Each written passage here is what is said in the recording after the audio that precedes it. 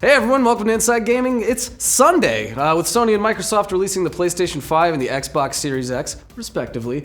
That's an easy assumption that Nintendo is up to some crazy next-gen shenanigans to keep this three-way fight for domination going, right? I'm here with Caden, who's going to tell us more about that. Yeah, I mean, you could expect a Switch Pro with more powerful hardware, maybe 4K upscaling Switch dock, or something even bigger. But no, actually, not only does Nintendo not have any plans on releasing any new hardware for 2020, but they don't even see Sony and Microsoft as competition anymore. And their smug sense of superiority isn't exactly unfounded these days. Yeah, I mean, long gone are the days of the struggling Wii U Nintendo, now that we're in the era of the Switch Nintendo, who are seen as the infallible gods of the industry. The Switch is really the true Wii 2, and everybody has one, and if they don't, when that Animal Crossing Switch releases, they will. I just pre-ordered mine. Did you really? Yeah. Wait, how much is it? I'm so proud of you.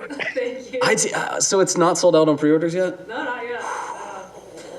I just got one of those boring gray ones. I kind of feel Nerd! So aside from that Animal Crossing Switch, which, seriously, Nintendo, we're waiting for ours, except for Autumn, to come in the mail, so, fork them over. But what has given Nintendo this sense of superiority, what is it actually? What do they actually say about the PS5 and the Xbox Series X that makes them not worried at all? well, like most things in life, it's all about the numbers. Yeah, recently we learned that Switch's overall sales by the end of 2019 had hit over 52 million units, with 1/5 of them, a little over 10 million units, being sold just over the 2019 holiday period, and half of those sales, over 5 million units, being comprised of Nintendo's new Switch Lite. God damn. This means that the Switch is trailing just 10 million units behind the NES in overall lifetime sales, and it's at 1/3 of the overall sales of Nintendo's best-selling console, the DS. At the moment, that means that the Switch is the 13th best-selling console of all time, and according to Nintendo's president, Shintaro Furukawa, the Switch is only now approaching the halfway point in its life cycle. So yeah, all that really only makes the fact that it's past Xbox One sales in half the time even more of a burn on Microsoft, and really does help prove Nintendo's point that they are not the competition. But Caden, what about Sony? Yeah, they've been dominating this generation, and if they keep it up, next gen will treat them just as well. So surely Nintendo has to see them as a rival. Yeah, surely, right? Now, and the numbers back them up on that one too. According to NPD analyst Matt Piscatella, 40% of the people who own a Switch already own a PS4 and an Xbox One, meaning that the Switch is their supplemental gaming peripheral. Mind you, Piscatella added that supplemental in this context means supplemental purchase, additive, incremental. This does not refer to player preference. Yeah, well, it has nothing to do with which console gamers are playing on more, just the fact that they have the Switch and something else, which kind of is all backed up once again by Furukawa in a recent Q&A where he said that we do not believe that the business trends of other companies will have significant impact on our business. And I know that's true because the attach rate for Switch games is kind of low from what I've seen, because a lot of people just bought it to be their like Smash machine or their Zelda machine or their Mario Kart machine. So kind of makes sense that it'd be able to kind of live, hand in hand with another more mainstream console. Anyways, all that's meaning that he's not really worried about how powerful the next generation of consoles are either, because the Switch can pretty happily coexist alongside them without really affecting Nintendo's sales projections. Yeah, it appears that they feel their current strategy is so far removed from what others are doing that they don't even consider them rivals, which also mirrors how they talked about the Wii during the 7th generation of consoles. And they were right then, and they're doubly so right now. Yeah, I mean, honestly, it's kind of nice to see them embracing this finally, fully, because, I remember a day when there were the Call of Duty ports for the Wii, and it was like they were trying to position themselves as this alternative to the 360 and the PS3, and it just wasn't going to hold up from a performance standpoint. So they've kind of just said, F it. We're doing our own thing. We're not worried about graphics. So Come on, you didn't really like World at War on the Wii? It was such a experience. Everyone knows the best way to kill zombies is to go. Anyways, if you can't seem to trust Nintendo's own word on this, well, that's fair. You probably just trust Sony's thoughts on the matter. In a recent survey, Sony may have revealed the future of their Remote Play feature. Currently, the PlayStation 4's Remote Play functions with PC, Mac, Android, iOS, and, wait for it, the Vita, if you've still got one. Big shouts out to Matt in North Philadelphia for stealing mine. Anyways, Caden, that survey touched on a lot of expanding features, right? Oh yeah, according to Reddit user, You Read It Here First, which is really clever name. They listed off some potential new functions like using remote play with the PS4 not connected to the internet, a slim portable DualShock controller for portable gaming, exclusive maps/accessories for remote play, customizable button layout, connecting other controllers, i.e. Xbox and mouse and keyboard, remote play for PS1 and PS2 games, and most importantly, the ability to use remote play on Apple TV, Android TV, and Nintendo Switch. Ooh, the future is now. Yeah, this kind of seems that even though Sony doesn't consider Nintendo competition and is more of a way to expand where, when, and how you can play PlayStation titles. I mean, that kind of makes a lot of sense. Why release a Vita 2 when the Switch is owned by 40% of your player base? Release an app in conjunction with Nintendo and boom, you got people playing PlayStation games. I mean, that sounds awesome, right, Caden? Yeah, but, what about new hardware? The Switch Lite did really well with its first few months, so with the increased projections for sales this year, it could easily be seen as Nintendo hinting that even more Switch hardware is coming in 2020. Even Dr. Sirkin Toto, an analyst for Kantan Games, seemed to be certain that a Switch Pro would be on the way. Specifically, he said, "There is absolutely no doubt in my mind that Nintendo will launch a Switch Pro in 2020. I predict 4K support, bigger cartridge sizes, and of course, beefed up components. I also think the device will launch after the summer holidays to counter the rollout of the PS5 and next-gen Xbox later in the year, along with a first-party system seller game." Shouts out to every child out there that's going to be crushed that summer when they're asking for a Switch Pro and their parents are like, "We just got you a PS5 for Christmas, you ungrateful shit. You're not getting a new console for years." Well, it's time to also crush that dream, or at least for now, because inside Nintendo's 9 months financial results briefing for fiscal year ending March 2020, they said they have no plans to launch a new Nintendo Switch model during 2020 and are simply focusing on continuing to communicate the appeal of both Nintendo Switch systems and expand the installed base. Yeah, so that means no Switch Pro this year, bummer, but it doesn't really mean that we won't see one in the future, just not right now or really anytime soon. But what else is Nintendo focusing on, Caden, if not, it's Sony and Microsoft? Aren't they their targets still? Mobile, movies, and more.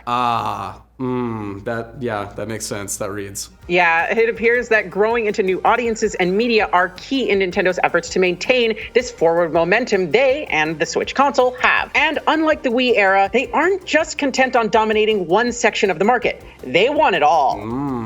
Yes, greedy Nintendo. Nintendo had a pretty big success with the Detective Pikachu movie and are hopeful that the Super Mario Bros. Will continue that trend, but it's not really just all about making movies. In that same Nintendo Q&A mentioned earlier, Shigeru Miyamoto made his stance on this known, quote, "We do not do something like separating our IP development strategy depending on the touch point. For example, regarding IP development into movies, I was originally against Nintendo expanding into video making, but am currently involved personally in using our company's IP in film production, and the background behind this change is because Nintendo has re-released many games via Virtual Console." So it seems like it's an overall push to find new ways to do more with their IPs, of which they have plenty, and a lot of them are well known outside the gamerverse. Miyamoto added onto this by saying, quote, "After experiencing this process of bringing older software onto new hardware many times, I began to consider that our content business would be able to develop even further if we were able to combine our long-beloved software with that of video assets and utilize them together for extended periods. With films, the amount of people who would contact our IP would widen and increase the amount of people engaging with our IP. Then we'd be able to further increase the spread of our media via video."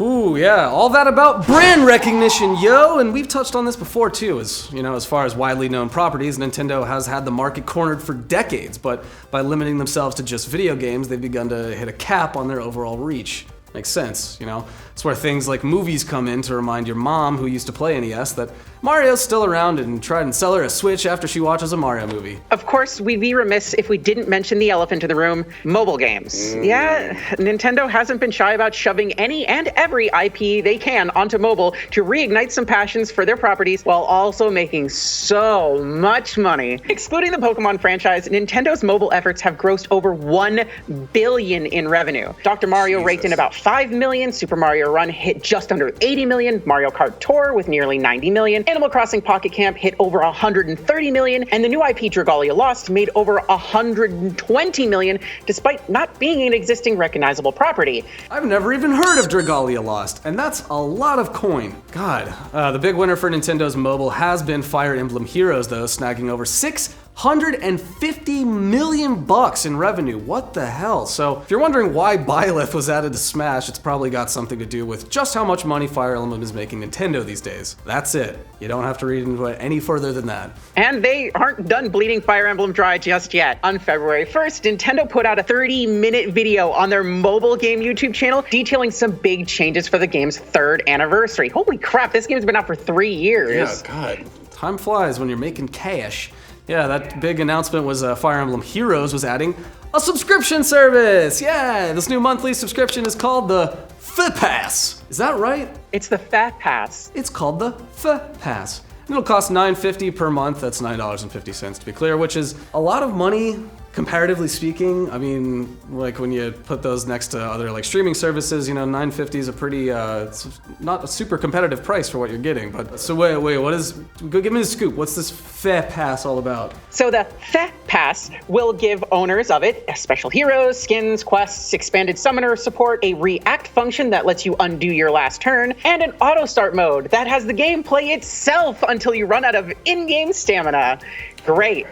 Love to see it. Yeah, things like these alongside Nintendo easing their console players into the idea of DLC packs and season passes for larger titles like Pokemon and Zelda just kind of proves that they're going all in on some pretty aggressive content and monetization strategies. But all that may seem like Nintendo is forgetting about us, Caden and me and Autumn and all of you, the real gamers. None of this mobile nonsense or stupid movies, but they're actually being fairly proactive in that department as well and seem keen on not giving up their core development values. Isn't that right, Caden? Yeah, the best case for this is actually the active development of Metroid Prime 4. Originally announced in 2017 with a logo, they went radio silent until midway through 2019, where they revealed that they weren't satisfied and would be going back to the drawing board to re-examine the development structure itself and change it. So it kind of feels like they wanted to give a really good product that they could be proud of and gamers would love. So that, on top of the fact that they also added retro studios that would be joining them in the development of the 4th Prime game, and they've been poaching some really big talent more recently, like industry veterans like Yoni Youngstead, art director for Mirror's Edge Catalyst and Battlefield 5, as well as Kyle Heffley, a former 343 Industries character modeler. So they're taking development of their core titles pretty seriously if they're poaching big talent like that. Yeah, well, additionally, they're also consolidating their Japan development teams and offices for easier game development. Nintendo's 4 offices in Tokyo are now being pushed into one space, and the big takeaway here is that Game Freak is moving in with them as well, and that's kind of a big deal. That could mean great things from, you know, bigger and better titles following the backlash that Sword and Shield had when it was first announced. But this all culminates in the biggest thing, sales. Of course. What else do you think is going to be, you goober? Recognizability is great, and being the additive console means you're in a less competitive space, but unless that console's making money, dude, there's no point. And if the Switch is good at one thing, it's making money. Isn't that right, Caden? Yeah, after having an incredible holiday, Nintendo continues to dominate the UK's charts in physical sales with 15 games hanging tough in the top 20 sales charts regularly. And of course, they also increased sales projections of the Switch hardware itself for the financial year from 18 million to 19.5 million units. Overall, it seems like Nintendo's finally making good use of every arm the company has, and it's growing faster than ever before. Yeah, well, the lesson here, kids, is to always diversify your portfolio. You gotta diversify your bonds. See you in the future, Idris Elba. Hey, let's go play some Nintendo. What do you say, Caden? Hell yeah, let's do it. Let's go. It looks like Nintendo's being a big old jerk off when it comes to refunds. Or more like they continue to be jerks about refunds. There's a lot of other words we could use there, but it's probably still the first 30 seconds of the video and we can't afford to get demonetized. I don't know anymore if it's the first 30 seconds. We've been doing a lot. All right. You know what?